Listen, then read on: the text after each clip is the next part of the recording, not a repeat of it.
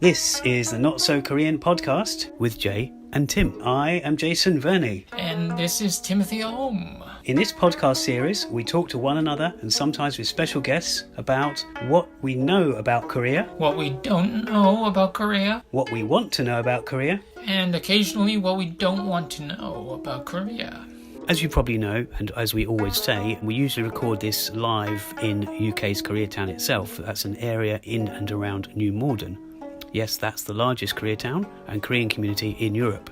But I must add a quick statement from me, Jay, before passing you over to myself, on the fly and on the move somewhere else. Due to the nature of this episode, some segments, and in particular the sound quality, will differ slightly. Hopefully this won't affect your listening pleasure though. Oh, and in one or two clips, the fact that I was rather tired from the day itself, this may be evident when listening to me rambling. Enjoy.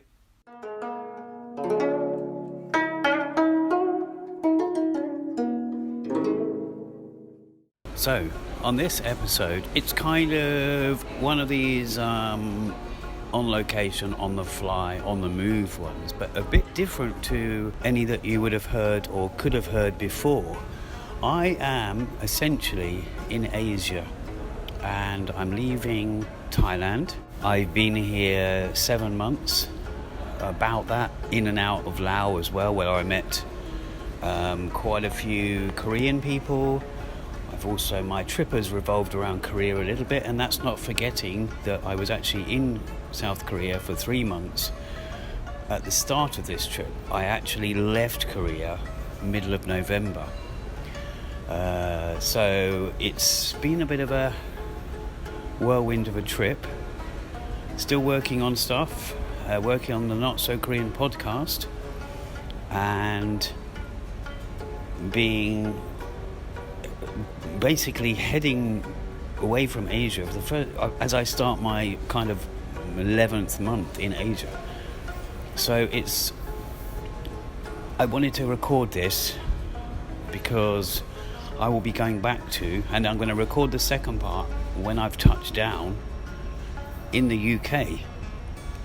So which is where we were when we started the first series of the Not So Korean podcast. Myself and Tim, and I'll touch on that a bit more later, with regards to the slight change in the podcast. Well, we started it in New Malden, which is Europe's biggest Koreatown, and if you've heard our episodes, either the 25 that were in series 1, or, well, there's been, I think it's about 6 now in this series, so we're already in episode 7.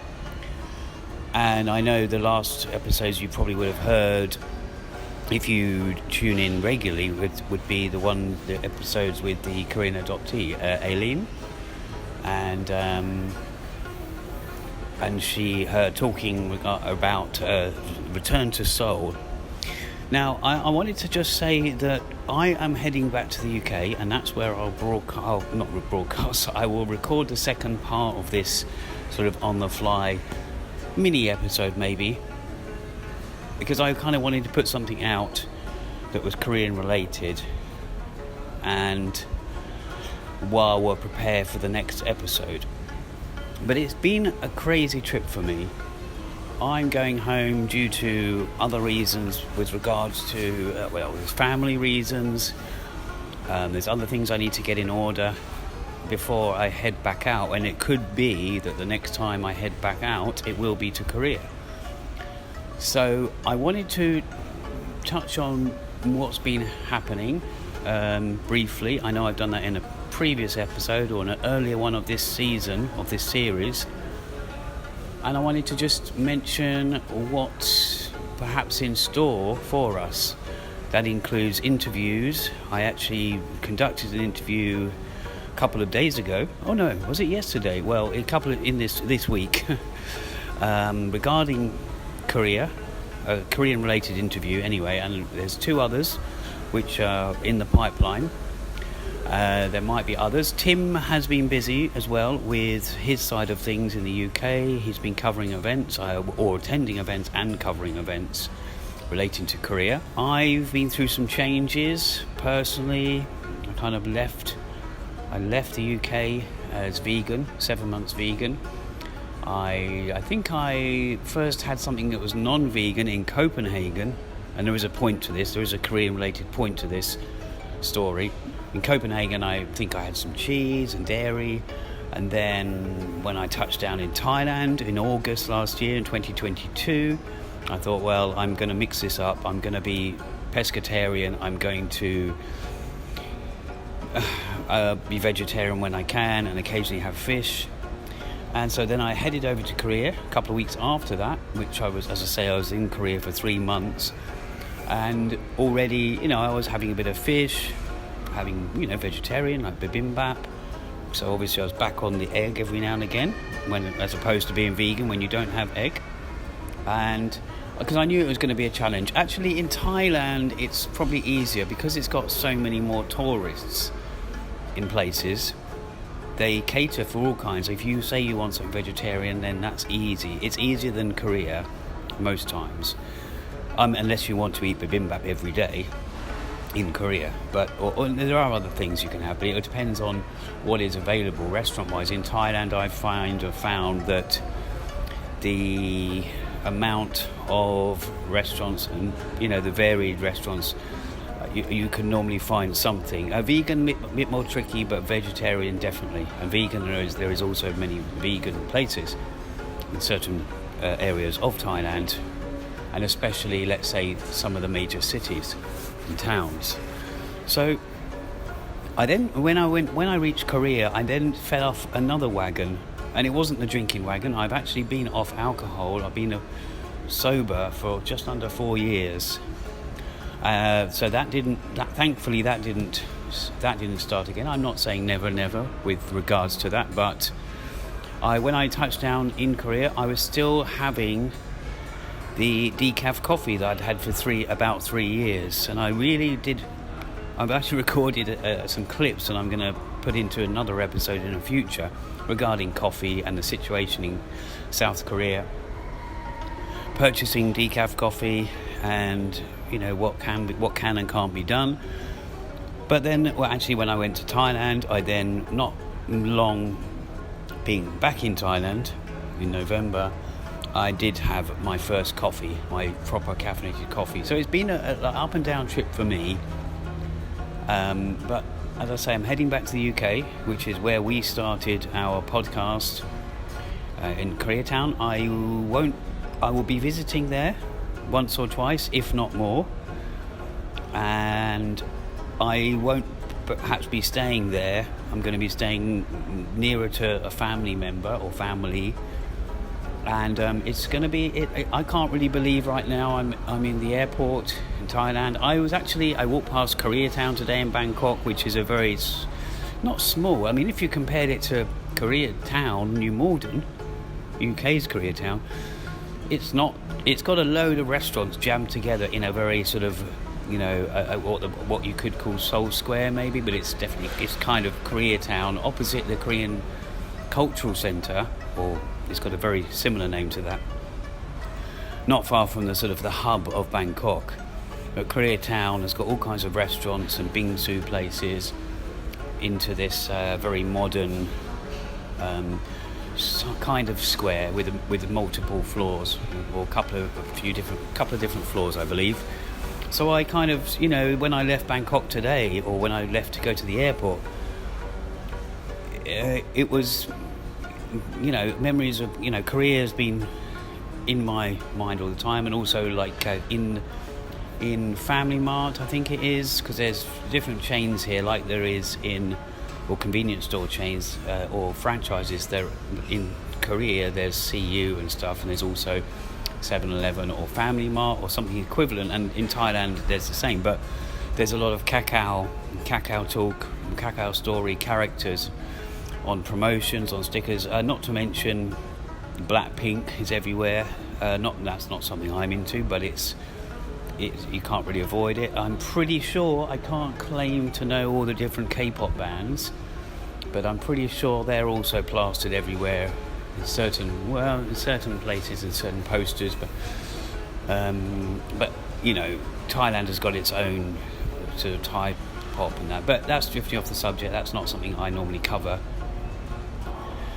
So it's going to be, as I say, I just wanted to record this because there's going to be more episodes coming, but this one is I wanted to also touch on the fact that as you know, the series 2 has been different so far. Now that doesn't help it's not helped by the fact that myself and Tim are not only separated by 6,000 miles, also separated by time difference, and we've got our own projects going on. I've my Korean film, my Korean and English film, which was doing the festival rounds and still is, and is, it's getting recognition, a little bit of recognition, and a few prizes, which is great.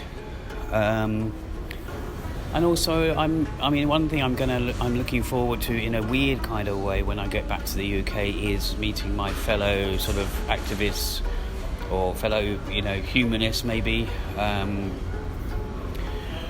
for the things like the Sewol ferry, which is the terrible tragedy, catastrophe really that happened in 2014. I've been attending those for 9 years because it's recently passed the 9-year anniversary, and for the last 10 months I've missed all those, and I missed the friendships, the friendship we have, and I've been attending those. Occasionally Tim has joined in as well, but it's something I'm very passionate about. Hence, if you see our thumbnail and the art that I design or I put together for the show, there's normally a yellow ribbon somewhere on that, normally in the same place. So yeah, I can't really believe I'm actually heading back. I've been very content in Asia for different reasons. It's just a culture that if it wasn't for Thailand, I would have never got into Korea. I would have never got into Asian film. Some people know that, some people don't perhaps. So I've got a lot to thank Thailand for. I didn't get a chance to revisit India. I didn't get a chance to revisit Cambodia or Vietnam. That was possibly on the cards. But wherever I did go, I was always on the lookout for the Korean connection. And this is not a trip dedicated to research, but it's just something you can't help but see. And there's so many eateries in Bangkok relating to Korea, and yeah, all sorts. There's lots of Koreans here right now. Actually, I've heard and seen both. As I've come through, I've just airside at the moment, ready to get my flight, my 11-hour flight or whatever it is from Thailand. So I will put the second segment together with this, and it will be a little episode. I've been putting the episodes out sort of a Monday, Tuesday, and once or twice it slipped into Wednesday, but I've been trying to keep them at the beginning of the week so that they pop up on whichever platform you use, whether that's YouTube, Spotify, Apple Music, iTunes, or any other good music audio platform. So I'll leave it at that. Once I've landed and got to my new abode where I'll be staying, I will get back on it and record a second segment and talk more about the Korean connections with regards to myself and the show. I drifted off the topic. So what I was going to say was, you would have noticed a slight change. As I say, Tim's got his commitments, I've got my commitments. It could be, and as you've probably noticed, that we've had, Tim has been on the intro, he's been in certain clips with the series. But whether we take it in a different direction, I can guarantee you that there will be interviews. I've got an endless amount of interviews, either people that have agreed to do interviews or people who have even recorded one. There's even 1 or 2 recorded interviews. So, this podcast will continue. So that's it. I do really thank you for... Wait, that's it for this segment. I'm going to do another one when I get to Britain. Great Britain, or not so Great Britain, whatever you want to call it. So that's it, this segment. Listen out in a few seconds or so for the second segment. See ya.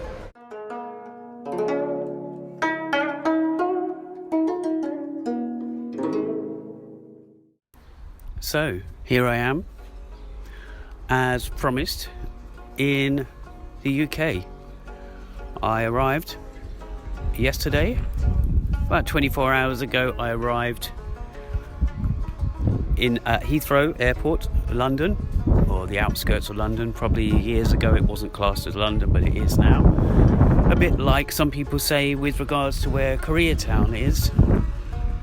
New Malden, Kingston. It was, I always considered it anyway, as Surrey. And then a few decades ago it became a part of Greater London. Some people would say it was Greater London. Either way, for me it's so suburby that it doesn't, it's so sort of green and it's so open and different to where I've lived in London before, which was actually Zone 2 of London. It doesn't feel like that. But anyway, to get to the point, I've arrived and it was a bit of a culture shock, or reverse culture shock. Some people say that's what it's called. I don't know what to make of this, first of all. I will say, with regards to Korea, and this is the Korean podcast, well, it's the not-so-Korean podcast, but it's a Korean-related podcast, that what we have to think about and remember is that although the Korean wave, or the Korean, it's become such a big thing worldwide, and even in the UK, people know of Korea now, South Korea, and they obviously they have known of Korea, but for culture, music, TV, film, etc., it's become widespread in people's maybe consciousness or minds. But we have to, as I say, we have to remember and note that it's not everywhere you go. There is not, Korean restaurants. There is not Koreans. I mean, in England, we have many places, many places, towns, villages, where there's not many, or the zero Asian, whether that's India, Pakistanis, whether that's Koreans, Chinese, Japanese. I guess the reason I'm saying this is because I am now in a place where my family live, and it has nothing related to Korea. Sure, there might be some Asian people living here. There could even be some Koreans, or even there could be half Koreans, but there is no, where I am, it's a very English, British town, and you probably the nearest thing you have, apart from Chinese restaurants, well, they're not even restaurants, they're Chinese takeaways, and you have a Thai restaurant here as well where I am. The nearest thing you probably get to a Korean related thing to see is perhaps in a supermarket. You've got Korean sauces, I guess. I haven't actually checked. There's big branded supermarkets here where I am. I recall where I was when I was looking to move back to Tunbridge Wells, which is not where I am right now, but it's not too far away from that, Royal Tunbridge Wells, or Tunbridge Wells.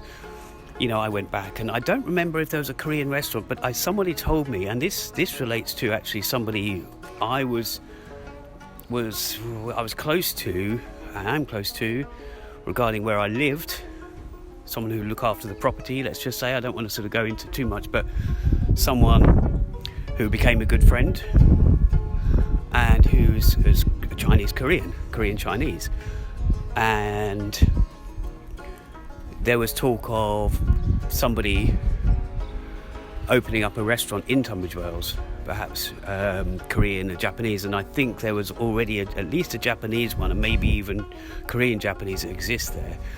And the only thing I'd probably seen in Tunbridge Wells was or is, because I'm pretty sure it's still there, is an Asian supermarket. So of course you're going to get, or Oriental supermarket. We have to remember that Asia is not just what people call Southeast Asia, and it's not just the Far East. You've got so many other countries that come under Asia.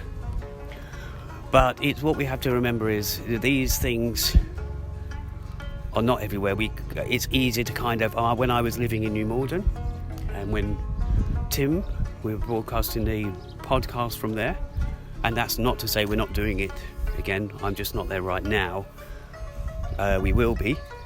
At some point we'll be doing it, whether it's using some material from when myself and Tim do meet and implementing that into the show, or whether it's another conversation we have when I go to Korea next.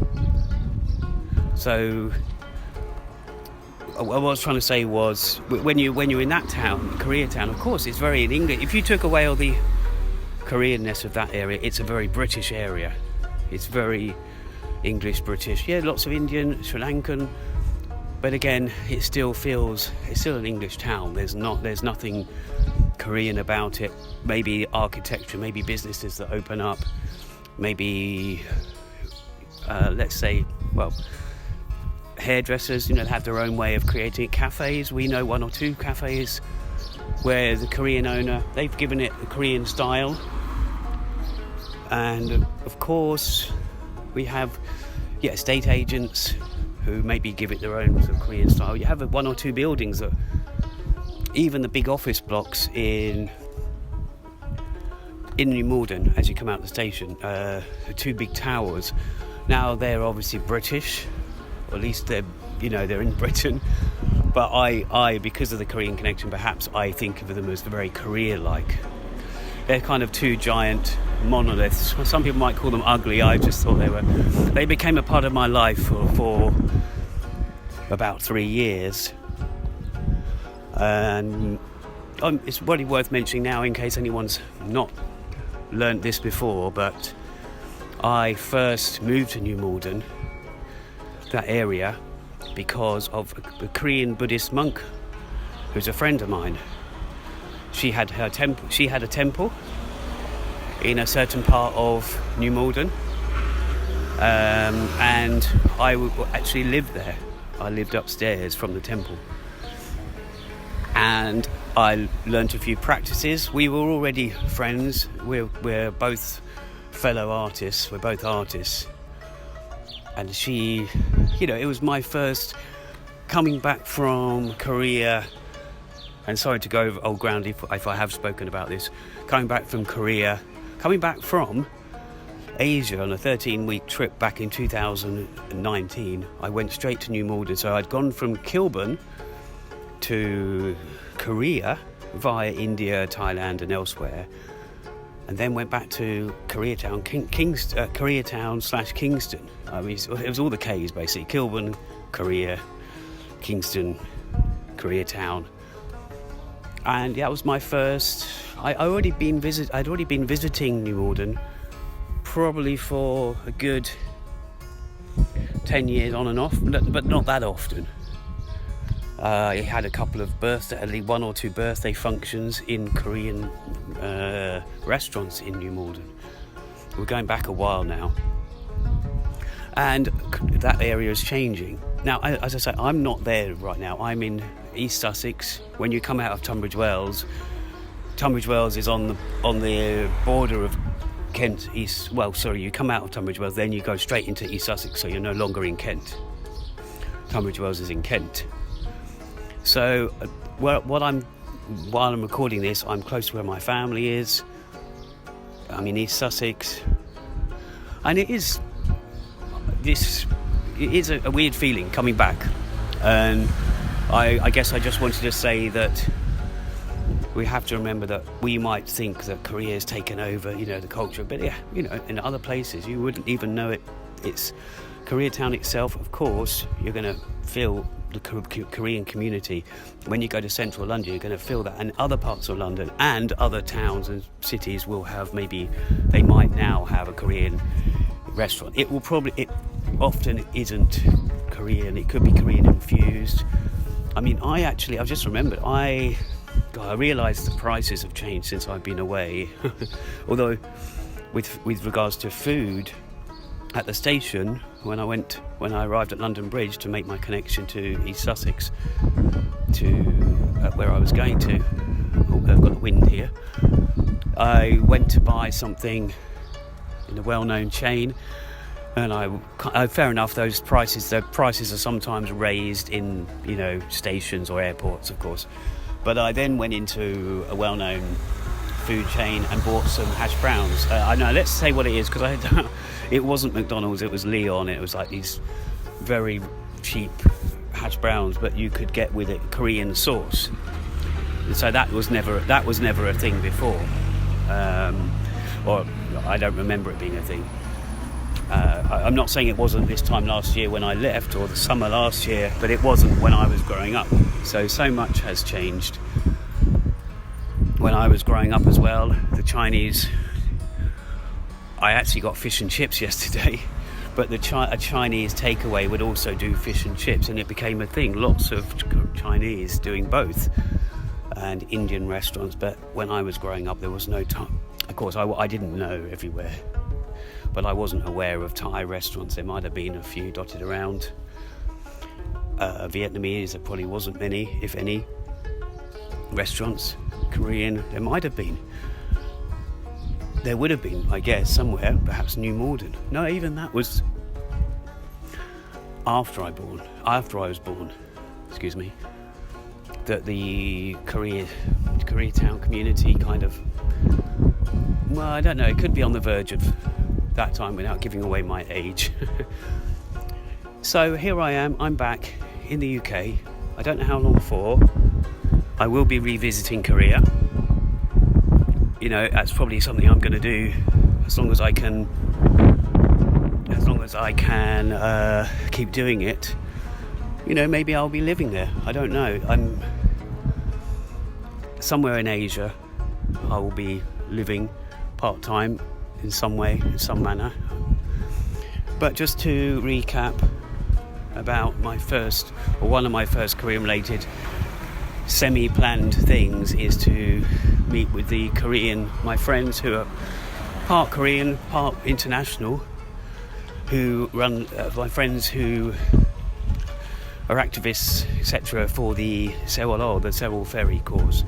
So that might be a week or 10 days away, but maybe I'll meet Tim before that. Maybe myself and Tim will meet before. Maybe other people, other Korean-related friends, acquaintances, fellow artists, fellow musicians, or what? No, sorry, not fellow musicians. I'm not a musician, but perhaps Korean musicians that I know, and we will see. There's also, I will say as well, there's the Korean Cultural Centre are running a program at the moment. I think it's still happening. It's the documentary strand, or documentary season, which they do very well on. I'm not sure if I'm going to venture into London for that, but it's something that, we must remember. There's a lot of, when people talk about the Hallyu wave, often it's not talked about the films as much as other stuff, drama or music, or what's classed as music, perhaps. Where they talk about K-pop as opposed to Korean indie music, the real independent music scene, the real music scene. And definitely rarely talked about is documentaries, either ones that focus on the history of Korea or the issues of Korea, or also just made by Korean documentary makers that touch on a Korean subject matter. And they're always very interesting to me, sometimes very heavy, but that's what documentaries can be used for. Obviously some documentaries can be lighter, and just that probably is a good time to end this little strand of this episode by saying that if anybody doesn't know, when I started this filmmaking trip of mine, well, I'd already begun it. I was writing scripts a couple of decades ago, and when I started with the Korean side of things, it was documentary. I got all these interviews from Koreans or Korean-related cineasts, fans, Korean culture experts, and I was putting together, which I am hoping that one day will see the light of day in some form or another. It turned into sort of a couple of different video arts eventually, some of the footage I had, but with regards to the documentary, it was based on Korea, and I wasn't trying to be controversial. I wasn't trying to be focusing on issues in Korea. There was moments of it that would be touching on it. It was meant to be, about a decade ago, highlighting the great things about South Korea and about Korea. We've got to remember that they're divided. There's a lot of politics at play here as to why they're divided. There's a lot of propaganda on different sides, in different countries. There's people that want to keep North and South Korea separate. There's people that want them together. And, I'm a big advocate for causes relating to that. So there's enough about me. We'll probably hear from Tim at some point in this series, and I just want to leave it there. So I know this has been a bit of a rambling, touching on Korea, touching on my return from Korea and Asia to England, but I just wanted to put this out there. It's a big thing for me coming back. It's quite, I'm different things that I would do in Asia. Already in the last 24 hours, I've kind of thought, oh no, I'm not in Asia, I don't do that. And whether it's something you do every day,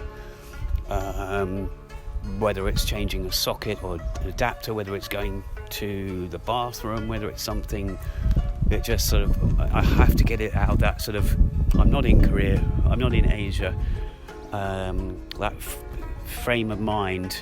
Maybe it's, as people say, reverse culture shock or something. So that's it. I'm going to leave it at that. Next episode, it's either going to be an interview or it's going to be perhaps one of my recordings from being in Seoul or being in Korea. So look forward to that if you've got this far. And I'm just going to end it there. Okay, bye-bye. 안녕히 계세요.